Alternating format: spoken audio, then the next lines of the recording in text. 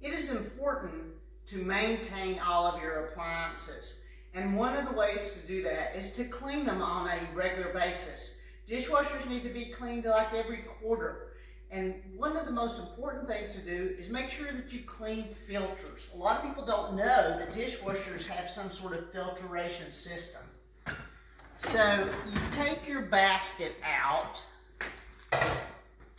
and most dishwashers have a filter in the bottom. Some have them on the side or the top, but most of them have them in the bottom. There's one on the side there too. That's not a filter. What is it? That is an air vent. So I clean this on a quarterly basis, and this is what it looks like. So it's important that you also look to see if there's any standing water. Sometimes there is. So you want to get that out because that can be smelly. How do you get that out? You can get that out with a paper towel or with a turkey baster and suck it out. Okay. Also, it's important to clean the inside and outside all the way. We like to use simple green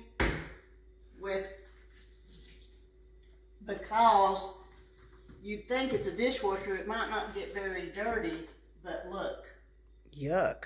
Yeah, that's there, so it's important to clean this out. One way to get standing water that might be in your dishwasher is really truly to use a turkey baster and pull this out. See the gunk that's in there? Do you see that, Deb? The little stuff, that gunk that is in there? You want to be able to have that cleared out. Okay. Also, the other thing to clean is you want to clean the little holes, usually with a pipe cleaner is a really good way because these little holes, spray jets, get clogged. And Never put a Q-tip in there. No, don't put a Q-tip. That would not get, but clean out those little holes. And then once you clean that all out, go ahead and do the self-cleaning on most dishwashers have a self-clean mode.